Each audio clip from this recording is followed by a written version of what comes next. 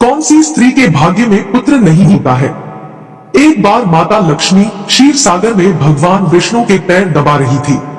तो पैर दबाते हुए माता लक्ष्मी ने भगवान विष्णु से कहा, हे प्रभु, आज मेरे मन में 3 प्रश्न उठ रहे हैं। यदि इन 3 प्रश्नों के उत्तर देकर आप मुझे संतुष्ट करेंगे तो मेरे मन को बहुत शांति मिलेगी। तब भगवान विष्णु कहते हैं, हे देवी, तुम्हारे जो भी प्रश्न है तुम निसंकोच होकर पूछो, मैं तुम्हारी शंका का निवारण अवश्य ही करूंगा। तब माता लक्ष्मी कहती है, हे प्रभु, वह कौन सी स्त्री होती है जिसके भाग्य में संतान सुख नहीं होता है। दूसरा प्रश्न है कि कौन सी स्त्री समय से पहले विधवा होती है। और मेरा तीसरा प्रश्न है कि कौन सा श्रृंगार करने से स्त्री को स्वर्ग में स्थान प्राप्त होता है। तब भगवान विष्णु कहते हैं, हे देवी, तुमने उचित ही प्रश्न किए हैं। तुम्हारे ये तीनों प्रश्न अत्यंत महत्वपूर्ण है। इन प्रश्नों का उत्तर संसार कल्याण के लिए है। जो भी मनुष्य इन्हें ध्यान से सुनता है उसे पृथ्वी लोक पर संपूर्ण सुख प्राप्त होते हैं और मृत्यु के बाद उसे मेरे लोक की प्राप्ति होती है। भगवान विष्णु देवी लक्ष्मी से कहते हैं, हे देवी, आज मैं तुम्हें एक अत्यंत पवित्र कथा सुनाता हूँ। इस कथा के माध्यम से तुम्हारे सभी प्रश्नों का उत्तर तुम्हें प्राप्त होगा, लेकिन तुम्हें इस कथा को ध्यान से पूरा सुना होगा। इस कथा को कभी आधा अधूरा नहीं सुनना चाहिए। इस कथा में समस्त संसार का कल्याण छिपा हुआ है। जो भी इस कथा को ध्यान से पूरा सुनेगा उसके मैं 32 अपराध क्षमा करता हूँ। तब देवी लक्ष्मी कहने लगी, प्रभु, मैं आपको वचन देती हूँ कि इस कथा को मैं पूरे मन और लगन से सुनूंगी। आप कृपया उस कथा को आरंभ करें। तो दोस्तों, आप सभी से एक विनती है कि आप भी इस कथा को पूरा जरूर सुनें। इसे आधा अधूरा सुनना पाप माना जाता है। कथा शुरू करने से पहले कमेंट में जय मां लक्ष्मी और जय श्री हरि विष्णु अवश्य लिखें। साथ ही वीडियो को लाइक करना ना भूलें। तो चलिए आरंभ करते हैं। भगवान विष्णु कहते हैं, हे देवी, एक समय की बात है। मध्य देश में एक छोटा सा नगर था। उस नगर में एक सेठ रहता था। उस सेठ के 2 पुत्र थे और सेठ के दोनों बेटों का विवाह भी हो चुका था। सेठ के घर में किसी चीज की कोई कमी नहीं थी, किंतु सेठ की पत्नी का स्वभाव अत्यंत दुष्ट था। सेठ की पत्नी और सेठ के बड़े बेटे की पत्नी दोनों का ही स्वभाव दुष्ट था। सेठ की पत्नी अपनी बड़ी बहू का तो बहुत लाड प्यार करती थी, किंतु छोटे बेटे की पत्नी के साथ बुरा व्यवहार करती थी। घर की सबसे छोटी बहू अर्थात छोटे बेटे की पत्नी बहुत अच्छे स्वभाव की, ईश्वर पर श्रद्धा रखने वाली पतिव्रता नारी थी। वह अकेले ही घर का सारा काम किया करती थी और गृह कार्य में दक्ष थी। इतना अच्छा स्वभाव होने के बावजूद भी उसकी सास उसके साथ बुरा व्यवहार करती थी, उसका हमेशा अपमान करती थी। इसके पीछे का कारण बस इतना था कि बड़ी बहू को एक पुत्र था और छोटी बहू ने पुत्री को जन्म दिया था। पुत्री को जन्म देने के कारण सेठ की पत्नी अपनी छोटी बहू को बार बार ताना मारा करती थी, लेकिन वह बेचारी कर भी क्या सकती थी। जो भाग्य में लिखा होता है उसके साथ वही होता है।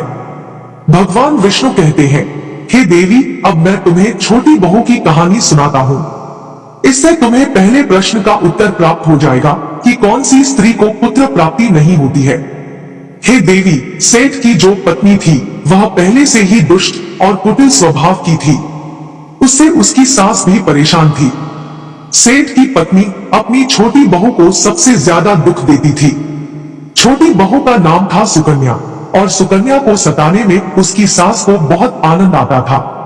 सुकन्या बेचारी रोज सुबह ब्रह्मा मुहूर्त में जागकर अपने घर के काम करती थी और दिन भर काम करने के बाद उसे रात्रि को ही सोने को मिलता था। इतना होकर भी सेठ की पत्नी अपनी छोटी बहू से द्वेष करती थी। जब छोटी बहू झाड़ू लगाती तो उसकी सास आकर उसे ताना मारती थी कि तेरे हाथ में जान नहीं है क्या, तू जल्दी जल्दी झाड़ू लगा। मैं मंदिर जा रही हूँ, मेरे लौटकर आने से पहले तू भोजन बनाकर तैयार रखना और आते ही मैं उस भोजन को ग्रहण करूंगी। और सुन, अन्न का एक दाना भी बर्बाद ना हो पाए। बेचारी सुकन्या चुपचाप अपनी सास का अत्याचार सहन करती थी और उसकी सास की हर आज्ञा का बड़ी ही विनम्रता से पालन करती थी। फिर छोटी बहू खाना बनाते हुए सोचने लगी कि मैं घर का इतना काम करती हूँ, लेकिन फिर भी मैं चैन की सांस नहीं ले पाती हूँ। मेरी सासू माँ किसी न किसी बात को लेकर मुझे ही ताना मारती रहती है। पता नहीं कब उनकी ताना देने की आदत जाएगी। सुकन्या इतना सोच ही रही थी कि तभी घर के दरवाजे पर खटखटाने की आवाज सुनाई दी। छोटी बहू ने सोचा अभी तो भोजन तैयार भी नहीं हुआ है, लगता है मेरी सासू माँ आज जल्दी लौट गई, अब वह फिर से ताना मारेगी। तब सुकन्या ने दरवाजा खोला तो उसने देखा कि द्वार पर एक सन्यासी खड़ा हुआ है। वह सन्यासी सुकन्या से कहने लगा, बेटा सदा सुहागिन रहो, तुम इस सन्यासी के लिए कुछ भोजन का दान करो। हे पुत्री, मुझे बड़ी भूख लगी है। तब सुकन्या ने सोचा अगर मैं इस सन्यासी को भोजन करा दूं और इतने में मेरी सास आ गई तो मेरी खैर नहीं। कुछ देर तक विचार करने के बाद सुकन्या ने सोचा यदि मैं सासू माँ के ताने के डर से इस सन्यासी को भोजन नहीं कराऊंगी तो मुझे महापाप लगेगा, मेरा सारा पुण्य नष्ट हो जाएगा। इतना सोचकर सुकन्या ने उस सन्यासी को घर के अंदर बुला लिया। अतिथि धर्म का पालन करते हुए सुकन्या उस सन्यासी को भोजन कराने लगी। उतने में ही उसकी सास घर पर आ पहुंची और उस सन्यासी को घर के अंदर भोजन करते हुए देखकर उसे बहुत गुस्सा आ गया। वह चिल्लाते हुए सुकन्या से कहने लगी, यहाँ पर क्या किसी प्रकार का भंडारा या दावत नहीं चल रही है जो तू राह चलते भिखमंगों को घर में बिठाकर खिला रही हो। सुकन्या ने अपनी सास से बड़ी विनती की, लेकिन सुकन्या की सास ने बहू की एक नहीं सुनी और उसकी सास ने उस सन्यासी को घर से बाहर निकाल दिया और उसके भोजन को उठाकर कचरे में फेंक दिया। उसके बाद वह सास सुकन्या पर गुस्सा करने लगी, अरे दुष्ट औरत, मैंने तुझे कहा था कि अन्न का एक दाना भी बर्बाद नहीं होना चाहिए, लेकिन तूने क्या किया, उस भिखमंगे को इतना सारा भोजन दे दिया। सुकन्या डरते डरते बोली, सासू माँ, मैंने सन्यासी को अपने हिस्से का भोजन दिया है, इसमें आखिर इतना गुस्सा होने की क्या बात है। द्वार पर आए अतिथियों को कभी खाली हाथ नहीं भेजते हैं, ऐसा शास्त्र कहते हैं। फिर सुकन्या की सास ने उसे बहुत डांटा। दोनों के बीच कई देर तक बहस हुई और सुकन्या के दुष्ट सास ने गुस्से में आकर सुकन्या को धक्के मारकर घर से बाहर निकाल दिया और घर का दरवाजा बंद कर दिया। सुकन्या देर तक घर के मुख्य द्वार के सामने खड़ी रही और बाहर से अपनी सास को आवाज देने लगी। सुकन्या की सास ने एक नहीं सुनी और उसे घर के अंदर आने नहीं दिया। फिर सुकन्या दुखी और उदास होकर अपने मायके के लिए निकल गई। मायके जाने के रास्ते में बहुत बड़ा जंगल पड़ता था। सुकन्या भूखी प्यासी रहकर उस जंगल के रास्ते पर से चलने लगी। तभी उसी समय अचानक जोर जोर से बादल गरजने लगे और मूसलाधार बरसात होने लगी। बारिश से बचने के लिए सुकन्या एक वृक्ष के नीचे जाकर खड़ी हो गई।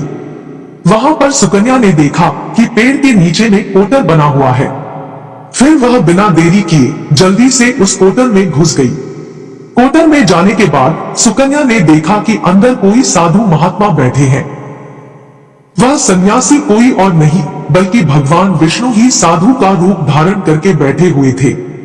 जब उस साधु ने उस सुकन्या को देखा तो बोले, हे पुत्री, तुम इस घने जंगल में अकेले क्या कर रही हो?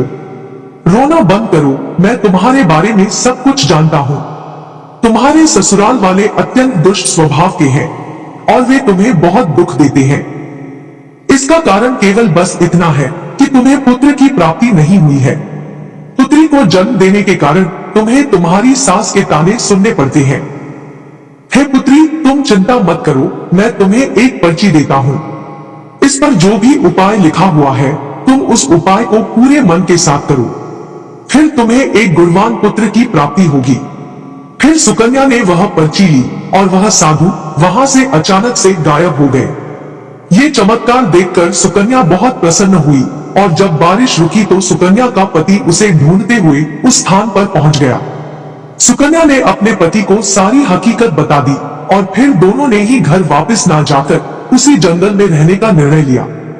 वहीं पर रहते हुए एक दिन सुकन्या के मन में पुत्र प्राप्ति का ख्याल आया और वह मन ही मन सोचने लगी कि यदि मेरा भी कोई पुत्र होता तो आज ससुराल में मुझे बहुत ज्यादा इज्जत मिलती।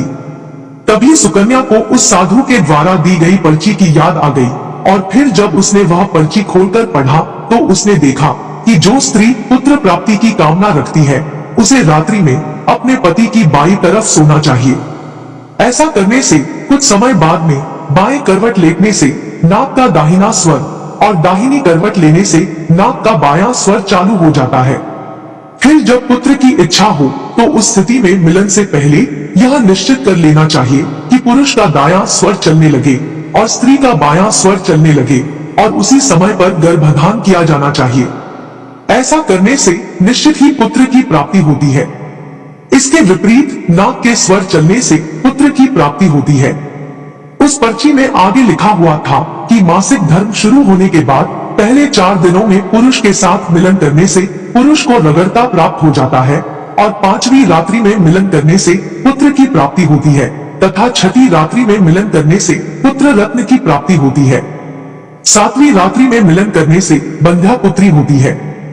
8वीं रात्रि में मिलन करने से बलशाली पुत्र की प्राप्ति होती है।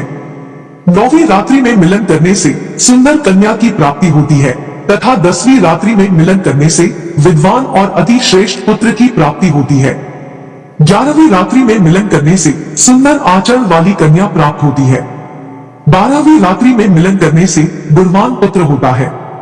13वीं रात्रि में मिलन करने से लक्ष्मी स्वरूपा पुत्री होती है। 14वीं रात्रि में मिलन करने से गुणवान, बुद्धिमान तथा बलवान पुत्र होता है। फिर सुकन्या ने मासिक धर्म के बाद 14वीं रात्रि में अपने पति के साथ मिलन किया और उसके बाद गर्भ धारण किया। फिर दूसरे दिन सुकन्या का पति जंगल में लकड़ी काटने के लिए चला गया और सुकन्या घर पर पड़ी रही। फिर अचानक से तेज तूफान आया और सुकन्या की झोपड़ी उड़ गई। फिर सुकन्या दौड़ती हुई उसी पेड़ के कोटर में जाकर रुक गई जहां पर उसे वह साधु मिला था। सुकन्या वहां अपने पति की राह देख रही थी कि अचानक वहां पर 2 राक्षसी आ गई। वह राक्षसी अत्यंत मायावी थी। फिर उन्होंने उस कोटर के साथ पेड़ को उड़ाकर एक ऐसे स्थान पर चली गई जहां पर बहुत सारा सोना था।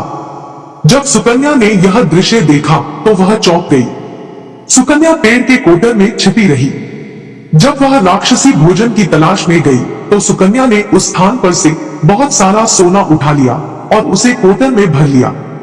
जब वह राक्षसी लौट आई तो फिर से पेड़ पर बैठकर वे उस पेड़ को उड़ाकर उसी जंगल में आ गई। राक्षसियों के जाने के बाद सुकन्या वह सारा सोना लेकर अपने पति के पास चली गई और उसे वह सारा सोना दे दिया। फिर पति और सुकन्या दोनों अपने ससुराल को लौट गए। वहां जाकर उसने अपनी सास को वह सोना दे दिया और सारी हकीकत बता दी, जिसे सुनकर उसकी सास को बहुत गुस्सा आया और बोलने लगी, अरे मूर्ख औरत, तू बस इतना ही सोना लेकर आ गई। इतने सोने से क्या होगा? मैं होती तो बहुत सारा सोना लेकर आ जाती। फिर उसकी सास भी उस जंगल के कोटर में जाकर छिप गई और राक्षसियों की राह देखने लगी। तभी वह 2 राक्षसी वहां पर आई और फिर उन्होंने उस कोटर को उड़ाकर एक बर्फीले पहाड़ पर ले गई। ये देख सास बहुत क्रोधित हो गई और बोलने लगी, ये कहां लेकर आई है? यहाँ तो बस बर्फ और मिट्टी है। तभी उन राक्षसियों ने उसकी आवाज सुनी और देखा तो एक बूढ़ी औरत पेड़ के कोटर में छिप कर बैठी है। फिर उन्होंने उस सास को बाहर निकाला और उस बर्फीले पहाड़ पर फेंक दिया। जमीन पर गिरते ही उसकी मौत हो गई। इधर सुकन्या बड़े आनंद के साथ रह रही थी, लेकिन सुकन्या की सास कभी नहीं लौटी। तो सुकन्या ने जाकर उस कोटर में देखा तो वहां पर उसकी सास नहीं थी। उसे समझ में आ गया कि लालच के कारण उसकी सास की मृत्यु हो गई। भगवान विष्णु कहते हैं, हे लक्ष्मी, जिस स्त्री को पुत्र प्राप्ति की कामना है उसे मैंने सुकन्या को दी हुई पर्ची में बताए गए उपाय जरूर करने चाहिए। तुम्हारा दूसरा प्रश्न यह था कि किस कारण से स्त्री जल्दी विधवा होती है। तो जो स्त्री अत्यधिक लालच करती है वह स्त्री जल्दी विधवा होती है, और जो स्त्री चरित्र का गहना पहनती है उसे मृत्यु के पश्चात स्वर्ग की प्राप्ति होती है। एक स्त्री को अपने चरित्र का त्याग कभी नहीं करना चाहिए। तो